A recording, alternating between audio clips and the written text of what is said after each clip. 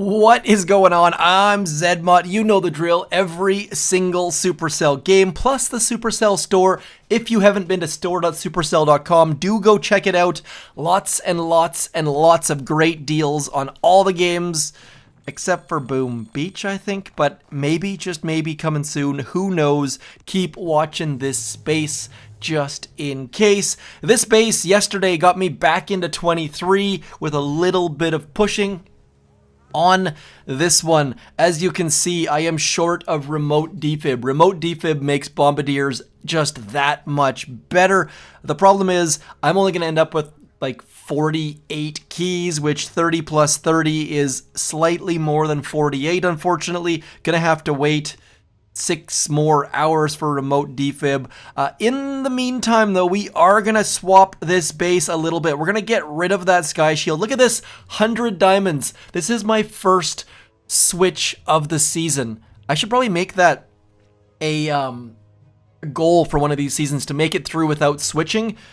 I'm going to call that almost complete because we're so far into this, but I'm going to switch to the Grappler. The Grappler is way, way, way better because what ends up happening is you throw your Grappler down and then you throw like 3 of these critter launchers nearby, or even 2 or even 1, and then the Grappler keeps pulling heavies. You end up with this mass of critters from the critter launchers, or the Grappler grabs bullet. There's lots and lots of great things that Grapplers are doing this season, and I can't wait to give them a shot. So yes, the defensive path to 7 engine room, that is this one right about here, is the stronger path. As you saw yesterday, my account that went the offensive route, that is not even close to the right. Yeah, the offensive route, sorry, confused by the bombardiers there. The offensive route, not as good, but still a lot of fun. And if you've got things like Seekers or Heavy Chopper, Rocket Chopper, that is a great option as well. Defensive winning championships though. So I am going to pick up all of this stuff. I am going to build a new base. Then we'll come back and just see how well it can do. And we're back with the base built. Grappler, this engine room down here, like on these bases, this engine room right down here is the crux of the hit. I have to assume that's why the Grappler's down there. Also notice critter launcher always by the Grappler. Same thing over here, critter launcher by the Grappler. Now, with the Sky Shield base, the first 3 or 4 people yesterday fizzled, then it got figured out, and thus is the progression of warships, I suppose. So we are going to use, and this base, by the way, is by, where is the name? It is Abu Fahad, #1 player in Join at Own Risk at the moment, I do believe. Anyways, in the task force that I'm at. Anyways, was in Legendary yesterday. Seems to have fallen out a little bit. We got a 6. I don't know how or why or when or where, but we managed to get a 6. We are going to switch back to Shock Knuckles with Mr. Bullet here. I assume this person's using Heavy Chopper, Rocket Chopper. I am very interested to see how our base is going to stand up against that, because we will find out here in a moment.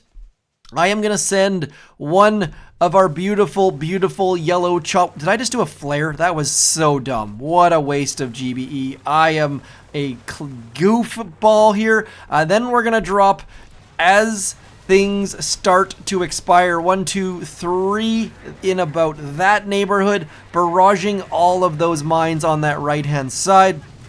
Couple heavy choppers out front. Then we're going to get one more boat of bombardiers off to that left-hand side, being careful not to drop on that left-hand ramp. Have done that more times than I would care to admit. Bombardiers doing well, heavies clearing mines, and then as soon as things start to move north, once that, I'm going to say machine gun's going, we're going to drop Bullet on this right-hand side. Really, really, really hoping that Bullet will head up that right-hand side. Now, previously I would drop a couple boats over there, but just realized that we now have shocks. Don't really need to do that quite so much. We can just shock in this neighborhood, throwing a shock back here. This is probably my first time dealing with a 6 engine room base with shocks in a long while, so realizing a little bit late that I'm doing things in a sub-optimal fashion, but still getting some good value here. Those critter launchers are so gosh darn annoying. Thankfully, we have gotten rid of the important one. The rest of our bombardiers moving on in fairly well, and now we should be golden. Now, Bullet, we can get Bullet back into the fray very, very quickly if we time his shock knuckles well, using that shock knuckle teleport. With bombardiers, it's a little bit more difficult, simply because bombardiers shoot so gosh darn slowly, but we'll give it a shot, see if we can get him back into the fray as fast as we possibly can. So as it gets down to that low health, just missed. So off by a little teeny tiny bit as far as when to hit that button. Should have waited an extra half a second. You need him to start his charge and then the engine room to go down. It's part of the game. I didn't do it for a long time simply because I thought it felt like it was cheating in some way, shape, or form. But at this point, nope. We're going to get our final flare back into there, getting rid of that flamethrower first, throwing shocks. Not super duper quick under any stretch of the imagination. Definitely made a few mistakes holding some troops back when I have shocks. That whole right hand side used to be a pain in the butt, but now that we got shocks, you just walk on through. They are mid fizzle in a big way, so they have one heavy chopper left. It is trying its darndest to do something. This is where you probably retreat, but I don't blame them at all. If that heavy chopper goes down, they might have enough troops to get that engine room down. The best case scenario for them right now. Oh, that was a mistake, my friend. There you go. Okay. See how awkward that is, though? Should not lose troops there. They should have gotten 8 more heavies, or is it 10 more heavies, to attack that engine room. They were trying to get their heavy chopper to die.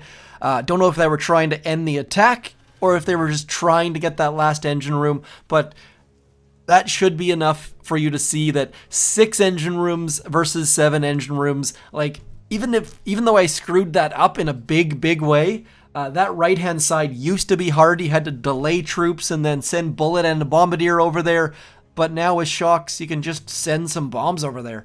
So definitely far. Oh, another 6. Man, it is my lucky day, it seems like. So we are going to... How are we going to do this? On my other account, switched to laser rangers for this right-hand side. I love using laser rangers to walk through all that stuff. But don't think that is the best idea for this. We're going to send a couple boats back there. One boat up here. Bullet's going to go on the left-hand side. Then we're just going to survey the right-hand side for how far those, what are those things called? Rocket launchers range. And then slowly but surely we'll clear up some of these mines. Not paying a heck of a lot of attention to many things at the moment. Bullet getting out that energy drink. We are nearing the left-hand edge of that ramp, so we're going to be a lot bit careful over there.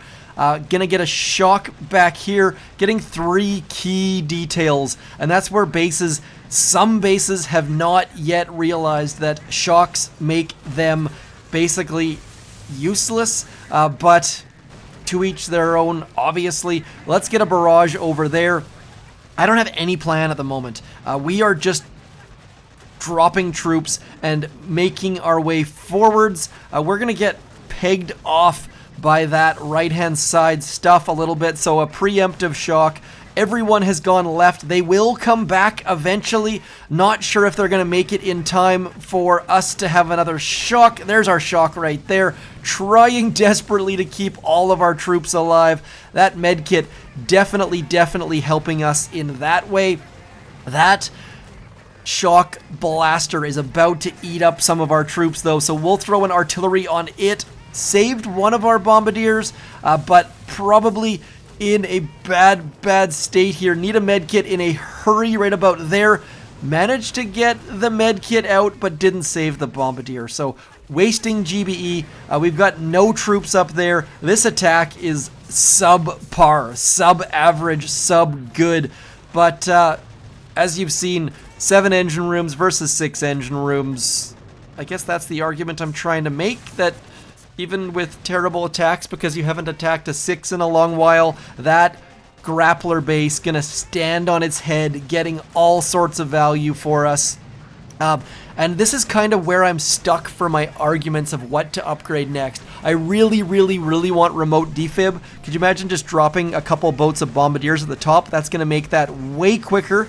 But I also want to get the shock blaster and the hot pot. So it's kind of that time of the year where have to make some tough decisions. There's only a finite number of keys left in the tree.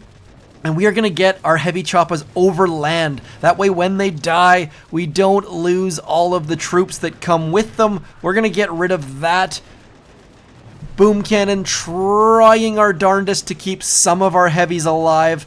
Didn't get it down, of course. We're 3 GBE short, but those right-hand side heavies getting us that extra artillery. Flare, of course, has expired, so our troops are just going to wander up aimlessly into the middle of things. We are going to be very slow, but it appears that our base is going to stand on its head yet again. So switching to grapplers, allowing us to have subpar hits.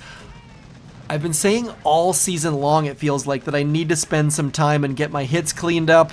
We're sitting in 22, somewhere near 23, and my hits have been trash. So 2 straight fizzles with the grapplers. Sometimes it's tough to make that decision to spend those diamonds at the end of the tree, but I think in this instance, especially for only 100 diamonds, you're getting 29 diamonds every single day from your task force, hopefully. So we're gonna get that troop damage up. By default, that's gonna make our attacks faster, even if it's 1 to 3 seconds faster. We are now sitting with, as I try to zoom in, with 100% troop damage, 100% troop health, 100% building damage, 100% building health, just missing that GBE node. And I have been too cheap to spend the tokens on maxing that gunboat energy node because it is fairly expensive at 330,000. By the way, every single remote defib goes up by 2, so you start out with 13 troops, then it goes up to 15, and I say 13 troops, 13 riflemen. Really depends on which troops you're using, though. I think I'm actually in the global top 500, even though I'm not attacking terribly well. Let's keep scrolling down to where the noobs dwell, to where the filthy casuals are. Not to say that everyone is a filthy casual that's down here, but I feel filthy this year. Uwaru, I see that name all the time. I like that name for some reason, just the way it's written out. Maybe it's just war, but I call it Uwaru. Maybe those are supposed to be ellipses. Nonetheless, we're sitting in 351. Definitely not, if I was to park right now, I don't think that's going to make the global top 500, but we're going to push a little bit more. Remote defib on the horizon, and then it comes down to what we do after that, whether it's shock blaster or hot pot. I think I failed to mention that it is snowing like crazy here. We have got probably 3 inches this morning, and I know you're thinking to yourself, Zed, you're in Canada, why are you talking about inches? It's a weird state in Canada. Some things are inches, most things are centimeters, and then like my thermostat in my house is in Fahrenheit, and then our weather is in Celsius. It's a weird world that in Canada. Anyways, we are going to get a flare out. We are going to not drop any troops on, any heavy choppers on that right-hand side, simply because, that wasn't supposed to happen.